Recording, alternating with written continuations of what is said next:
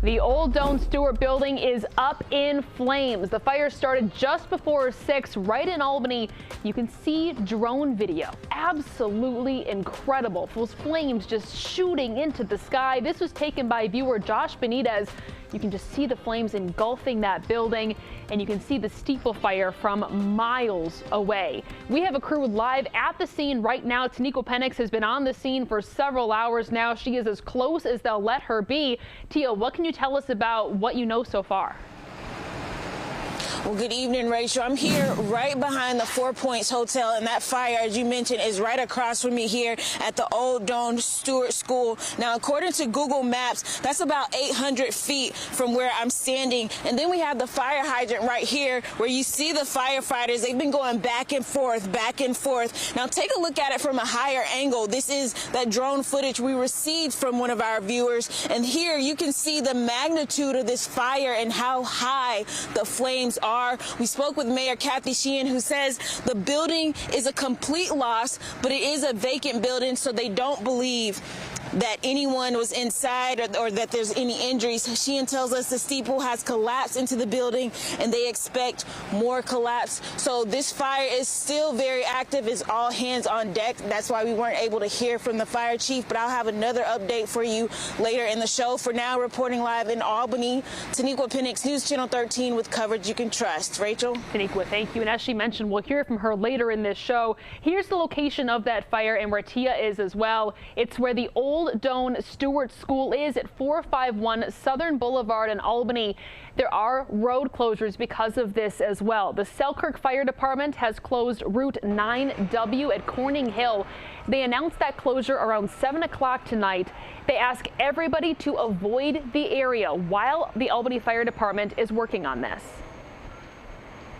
I was going home from work down in Albany on 787. I saw smoke and flames, and I was like, wow, it looks like a big, huge house burning over on this side, in Glenmont.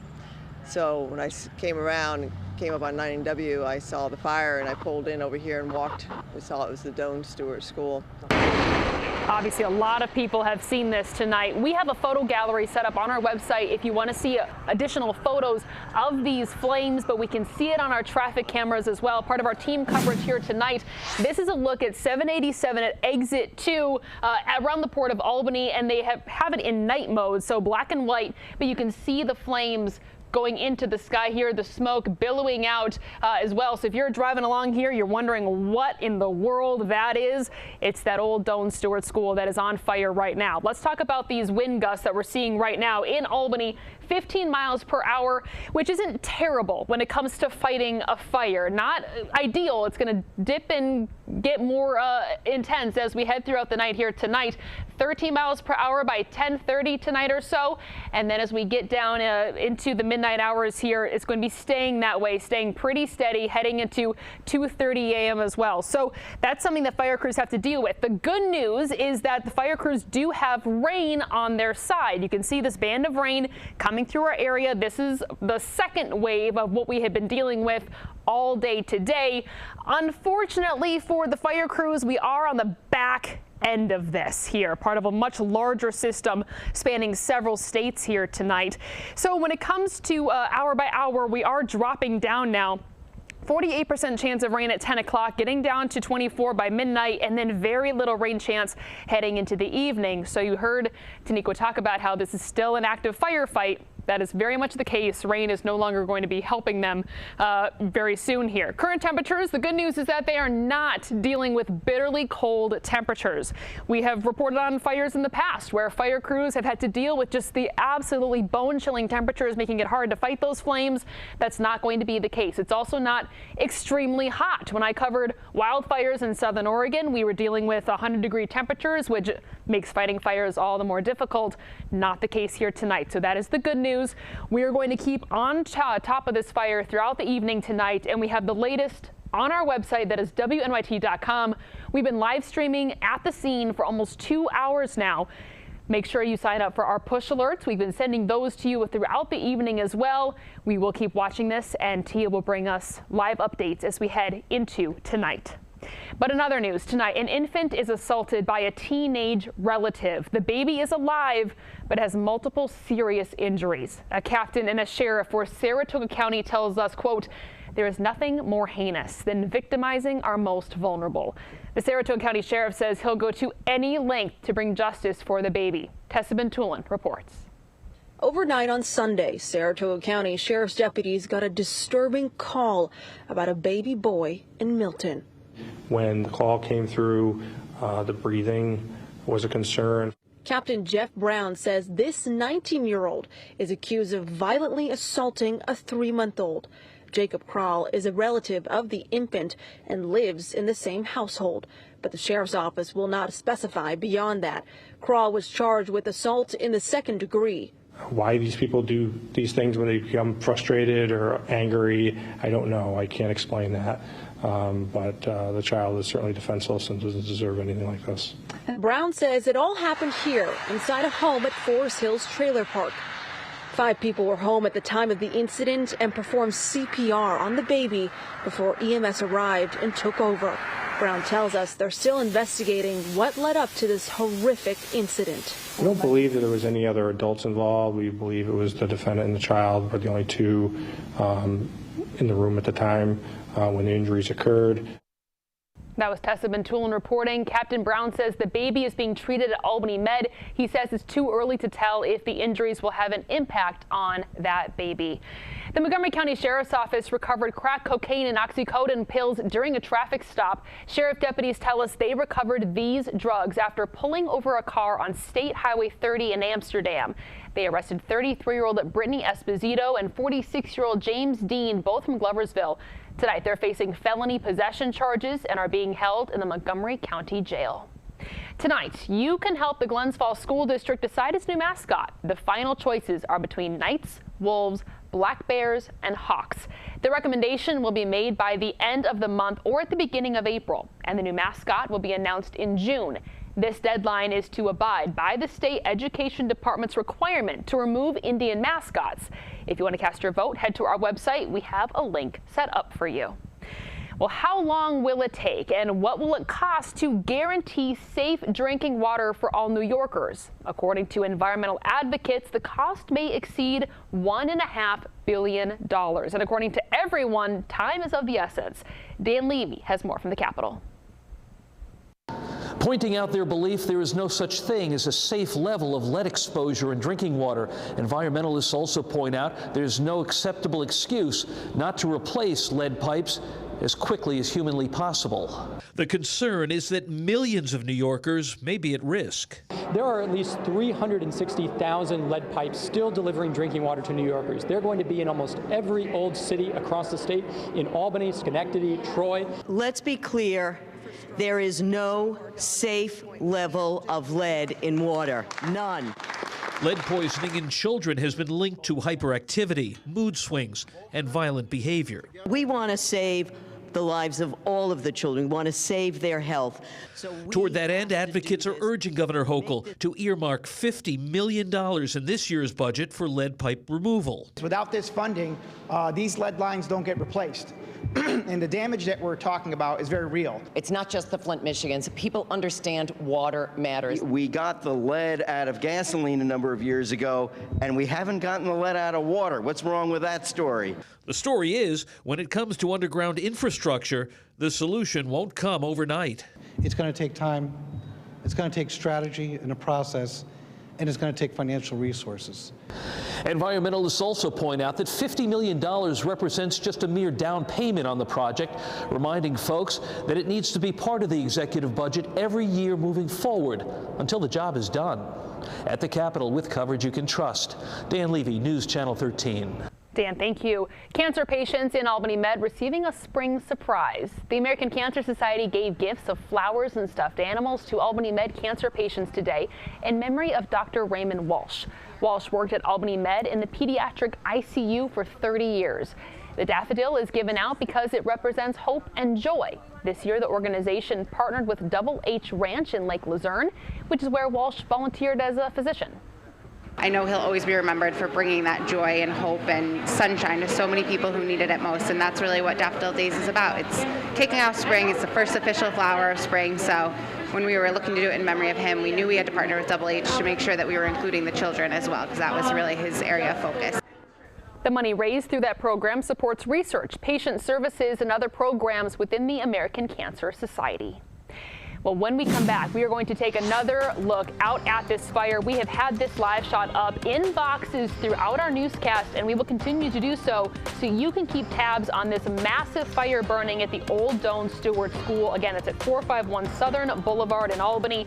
Taniko Penix is going to bring us a live report coming up in just a little bit. And we are taking a live look outside at Albany right now, tracking that last bit of rain as it moves out of the area. The raindrops stick into the lens of the camera there, looking at the Albany skyline. We're going to be talking about a chilly weekend that's still to come. Welcome back. We are still following the breaking news that we told you about at the top of the hour, the fire at 451 Southern Boulevard in Albany. It's the old Doane Stuart School, currently engulfed in massive flames. Our Taniko Penix has been on the scene for multiple hours now. And Tia, what can you tell us about what you're seeing?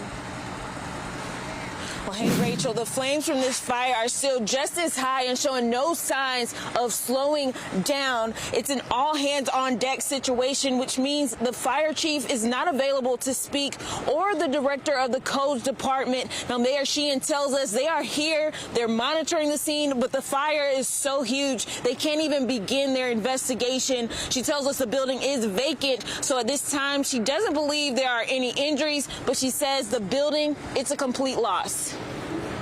Portions of the premises are involved.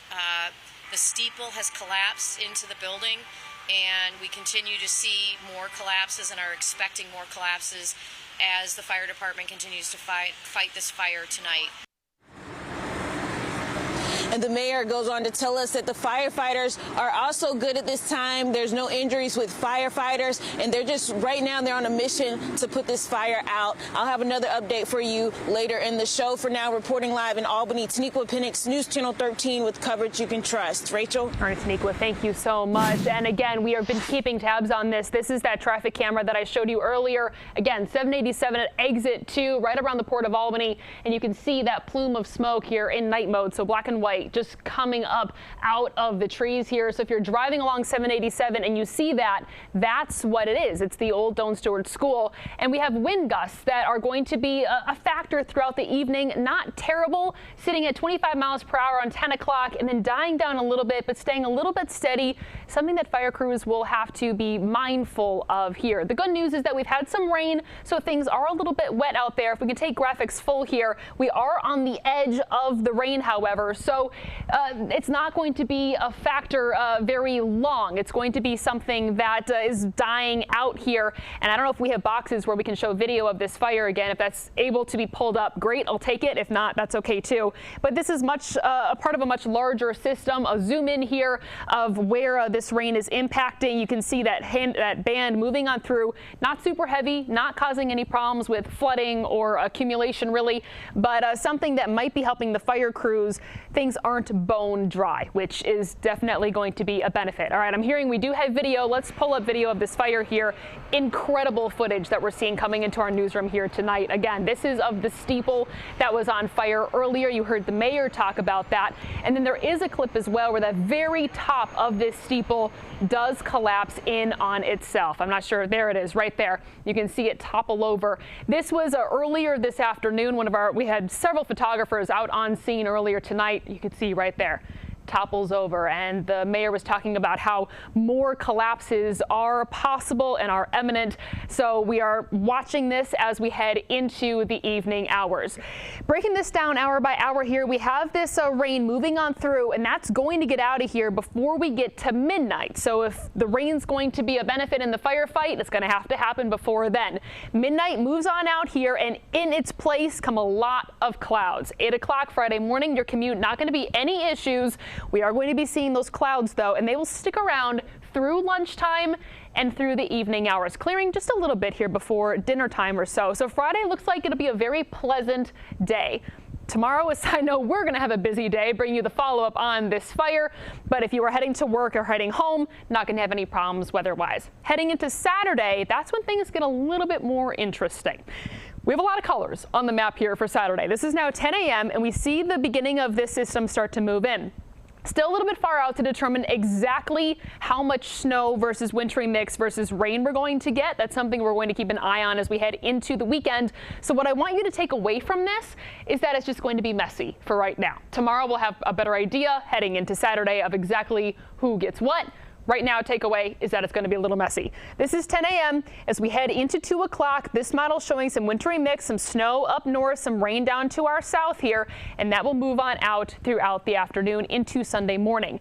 Hour by hour, this is what it's going to feel like as we head into the overnight hours here, getting down into the 30s by the early morning hours, and then tomorrow starting off in the upper 20s, getting up into the upper 40s by the time dinner time rolls around. So tonight, 35 degrees, those showers starting to end now. Clouds move in to replace it. Tomorrow 49, mostly sunny, a little bit cooler. And then 7-day planner. We are watching that Saturday system into Sunday morning, back into the sunshine and back into the 50s for Monday into Tuesday. Wednesday, we are looking at another chance for rain, 30% chance of rain, and then Thursday back into the upper 40s and back into a mix of sun and clouds. Well, it is that time of year, springtime, where a lot of us will be constantly blowing our nose, rubbing our eyes. We spoke to people all around Albany County who say dealing with allergies, no fun. Jonathan Hunter reports. It's springtime. The weather is getting warmer, which means people will be spending more time outside. But for some, that means they have to deal with allergies. Whenever it comes around, I can feel it coming around, so I get puffy eyes and stuff. You know, runny nose. Joseph Muratori is not alone. Angela Cepeda has allergies. She typically has to deal with a runny nose and itchy eyes. If you don't take any medicine and you're a student who's usually forgets to take your medicine on time, allergies will hit you really hard. Dr. James Sapperstone is a local pediatrician. He says people who are very symptomatic to the point where it affects their ability to function should be treated for allergies. The girl out in the outfield, and she's going like this and rubbing, and there's a fly ball, and she's so busy scratching her nose and rubbing her eyes that she misses the ball. That's functional impairment. That kid needs to be treated for allergies. Dr. Sapperstone says there are over-the-counter medications that can be helpful, but he says a lot of the treatment is simply knowing what to avoid. He has advice for parents. Especially if kids are playing outside and they're playing with their pets or they're running around in the woods or on the grass.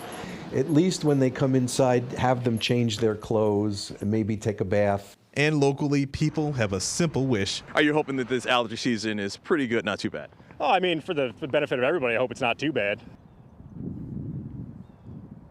Jonathan Hunter reporting. Rensselaer County has a new DMV satellite office, and they held a ribbon cutting for that office today. This new satellite office will consolidate 2 former satellite offices into one. The office will offer more hours and more services. This new location will work with the main DMV at the county office building in downtown Troy. County leaders are optimistic that the new office will increase the use of both locations. I don't want to out Frank, but he said, I'll put 1 or 2 people down there. I said, no. We're going to put a full-size DMV in this building, because once the word gets out about how great the location is and how beautiful this building is, this will be the busiest Department of Motor Vehicles in the capital region. The new office is still waiting for installation of the state's Real ID and enhanced licensing services. The first legal cannabis dispensary in the capital region getting ready to open. Governor Kathy Hochul announced today Upstate Canna Company will be opening in Schenectady April 1st. The dispensary is located on Union Street and will be run by Don Andrews. Andrews has experience running a variety of CBD and other vaping shops in Schenectady and Scotia. They'll be open 7 days a week. Taking a live look once again at the fire that continues to burn. This is at 451 Southern Boulevard in Albany. This is as close as our crew was able to get to the old Doane Stuart School that is actively burning. We have kept this shot up for you throughout our newscast in that smaller box on your screen. Sneeko Penix is going to bring us another live report when we come back. Tonight, we salute Ronald Emery from St. Johnsville. He was an aviation machinist mate in the Navy. After the war, he served as sheriff in Montgomery County from 1974 until his retirement in 1997. We salute him and thank him for his service. Let's check in once more with Taniko Penix, who's tracking the massive fire that we've been telling you about. This is at Old Doane Stuart School. Tia, what can you tell us? Hey, Rachel, you see the rich orange glow from the fire mixed with thick black smoke here. Now, I spoke to a former student of this school. She tells me she just had to see it in person to believe it. She didn't want to go on camera, but she tells me this is where she made her first friend, where she learned how to speak Chinese, where she learned to braid hair, and this is where her love for education began. She tells me watching it all go down in flames, it's just heartbroken. And the mayor also tells us when fire crews arrived on the scene, the fire was already active. So at this time, we don't have an exact time of when it started. That's all I have for you at this time. For now, reporting live in Albany, Taniko Penix, News Channel 13 with coverage you can trust. Rachel? All right, Taniko Penix, thank you for your breaking updates all night long here. Let's take a last look at our weather here. I've been tracking this traffic camera throughout the evening. This is 787 exit 2, and the white that you see in the background there is the fire that Tia has been at for several hours. This plume of smoke and the brightness of this has decreased throughout our 9 o'clock broadcast here. So if that's an indication that this fire is getting tamped down here, I'm going to take that as some good news. Of course, that's something that we're keeping an eye on as we head into our 11 o'clock broadcast. We'll bring you a live report as well. Then tonight, 35 degrees. Our showers are ending, then partly cloudy. 49 degrees tomorrow, mostly sunny skies before another round of snow, wintry mix rain moves in on Saturday. We're not expecting serious accumulations. We're keeping an eye on it as we get closer to the weekend. We're back in 90 minutes. Live updates on that fire. We'll see you then.